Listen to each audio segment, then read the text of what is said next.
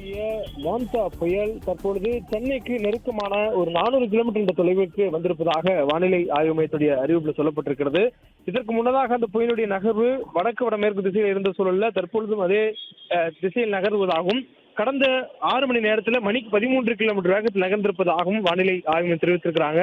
இரவு 8:30 மணி அளவுல இந்த புயலுடைய நிலவரங்களை வெளியிட்டிருக்கக்கூடிய வானிலை ஆய்வு மையம் இந்த தகவலை தெரிவித்திருக்கிறார்கள். மேலும் வரக்கூடிய நேரங்களிலும் இது வடக்கு வடமேற்கு திசையில் நகர்ந்து செல்லும் என சொல்லப்பட்டிருக்கிறது. தற்பொழுது இந்த மோன்தா புயல் சென்னைக்கு கிழக்கு வடகிழக்கு திசையில 400 கிலோமீட்டர் தொலைவில் வங்கக்கடலில் நிலை கொண்டிருப்பதாக சொல்லப்பட்டிருக்கிறது. இந்த புயலினுடைய அதிகபட்சமான நெருக்கமாக இது இருப்பதற்கான வாய்ப்பு தான் சொல்லப்பட்டிருக்கிறது. எனவே இந்த புயலோட திசை என்பது வடக்கு வடமேற்கு திசையில் நகர்ந்து வருவதனால இனி சென்னைக்கு நெருக்கமான தொலைவுக்கு இந்த புயல் வருவதற்கான வாய்ப்பு இருக்கிறதா என்பதை தொடர்ந்து கண்காணித்து வருவதாக வானிலை ஆய்வு தெரிவித்திருக்கிறார்கள். இதே மாலை நேரத்திலும் அதற்கு முன்னதாக நேரத்தில் 430 410 என்ற கிலோமீட்டர் தொலைவுகளில் நெருக்கத்தில் வந்த சூழலில் தற்பொழுது அதிகபட்சமாக 400 கிலோமீட்டர் என்ற தொலைவுக்கு வந்திருக்கிறது. இன்னும் இது வட திசையை நோக்கி சென்னையை விட்டு விலகி செல்லக்கூடிய சூழல் இருப்பதனால இதனுடைய நகர்வு மேலும் சென்னைக்கு மழை தரக்கூடிய வாய்ப்பு இருக்கிறதா என்பதையும் தமிழ்நாட்டின் வட மாவட்டங்களுக்கு மழை தரக்கூடிய வாய்ப்பு இருக்கிறதா என்பதையும் தொடர்ந்து கண்காணித்து வருவதாக வானிலை ஆய்வு குறிப்பிட்டிருக்கிறாங்க.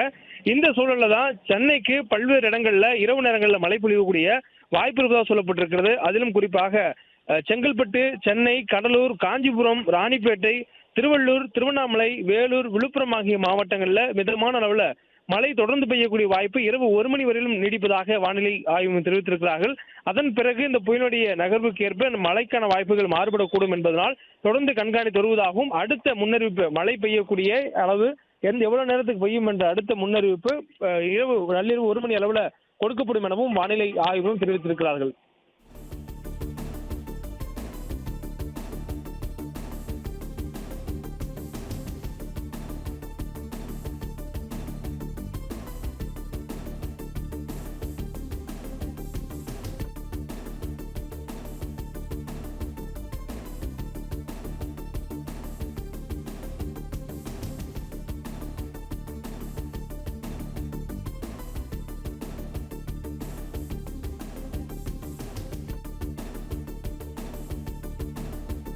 வடக்கு வடமேற்கு திசையில் தற்பொழுது நகர்ந்து வரக்கூடிய சூழலில் சென்னைக்கு அருகில் இருக்கக்கூடிய தொலைவாக 400 கிலோமீட்டர் தொலைவுக்கு வந்திருக்கிறது.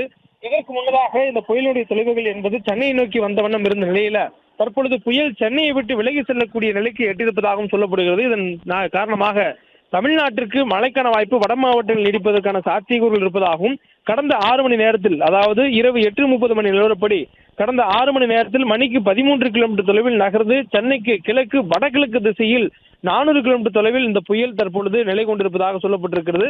தொடர்ந்து அது நகரக்கூடிய திசை என்பது வடக்கு வடமேற்கு திசையில் இருக்கும் என்று சொல்லப்பட்டிருக்கிறது. மேலும் இதற்கு முன்னதாக மாலை 5:30 மணி நிலவரப்படி இந்த புயலுடைய நகரும் வேகம் என்பது மணிக்கு 15 கிலோமீட்டர் வேகத்தில் இருந்தது. தற்பொழுது இந்த புயலுடைய நகரும் வேகம் என்பது மணிக்கு 13 கிலோமீட்டர் வேகம் என்ற அளவுல அதனுடைய நகரக்கூடிய வேகம் குறைந்திருக்கிறது. காரணம் இந்த புயலினுடைய நகர்வு என்பது கடலில் இருந்தது. அதனுடைய நகர்வு தற்போது நகர்ந்த வேகமாக இருக்கக்கூடிய வாய்ப்பு இருந்தது. தற்பொழுது கரைக்கு நெருக்கமான 400 கிலோமீட்டர் என்ற தொலைவில் இது வந்திருக்கிறது. இதனை அடுத்தபடியாக இதனுடைய நெருக்கம் என்பது ஆந்திர பிரதேசனுடைய காக்கிநாடாக்கு 410 கிலோமீட்டர் என்ற தொலைவில் இருக்கிறது. ஏறக்குறைய 400 கிலோமீட்டர் என்பது இதனுடைய புயலினுடைய வெளிப்புற சுற்றுகளில் இருக்கக்கூடிய உருவாகக்கூடிய மலைமேக கூட்டங்கள் கரையை தொடுவதற்கான ஒரு சாத்தியங்கள் இருக்கக்கூடிய ஒரு பகுதியாக இருக்கிறது.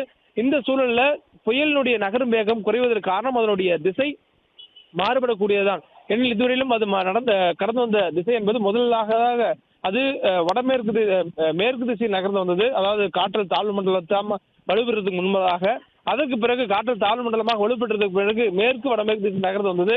அதற்கு பிறகாக ஆழ்ந்த காற்றல் தாழ்வு மண்டலமாக வலுப்பெற்ற போது வடமேற்கு திசையில் நகர்ந்தது. தற்பொழுது வடக்கு வடமேற்கு என்ற திசையில் பல்வேறு கோணங்களில் மாறி நகர்ந்து வரக்கூடிய சூழல் அல்ல. அடுத்து இது நகரக்கூடியது தீவிர புயலாக வலுப்பெறக்கூடிய வாய்ப்பை ஏற்படுத்தக்கூடிய காரணியாக அமையும் என்பதனால அது நகர்வதற்கு சற்று தாமதம் ஆகும் எனவும் வழக்கத்தை விட அதாவது இதற்கு முன்பதாக இந்த புயல் கடந்து வந்த அந்த நகரின் வேகத்தை விட தற்பொழுது சற்று குறைவாக இருப்பதற்கான வாய்ப்பு இருப்பதாகவும் எதிர்பார்க்கப்படுகிறது. ஏனெனில் இன்னும் அது கரை கடப்பதற்கு முன்னதாக தீவிர புயல் என்ற நிலையை எட்டுவதற்கான வாய்ப்புகள் இருப்பதாக கணிக்கப்பட்டிருக்கின்றன. அதற்கான காரணம் இது நகரக்கூடிய வேகத்தில் ஏற்படக்கூடிய தாமதம். அது கடல் பரப்பில் அதாவது தமிழ்நாட்டினுடைய வட கடலோர மாவட்டங்களுக்கும் தெற்கு ஆந்திராவிற்கு கடலோர பகுதிகளுக்கும் அருகில் இருக்கக்கூடிய வங்கக்கடல் மத்திய மேற்கு மற்றும் தென்மேற்கு வங்கக்கடல் பகுதிகளை ஒட்டி இது நிலவக்கூடிய சூழலிலும் கூட அது வலுப்பெறுவதற்கான சாத்தியங்கள் தற்போது அமைந்திருக்கின்றன என்பதனால் அது வலுப்பெறும் என்று சொல்லப்பட்டிருக்கிறது. அதற்கு மிக முக்கிய காரணியே அது நகரக்கூடிய வேகத்தில் தாமதம் ஏற்படுவதுதான் என்றும் சொல்லப்பட்டிருக்கிறது. அந்த வகையில் இந்த மோன்தா புயலினுடைய நகரும் வேகம் எந்த அளவுக்கு தாமதமாக இருக்கிறதோ அந்த அளவுக்கு அது வலு விரைவாக கூடுவதற்கும் அதனுடைய வலு மேலும் அதிகரிப்பதற்கான வாய்ப்புகளும் சாத்தியக்கூறுகளும் இந்த புயல் ஏற்படுத்தி கொள்ளும் என்பது வானிலை தரவுகள் அடிப்படையில் வானிலை சொல்லக்கூடிய தகவலாக இருக்கிறது.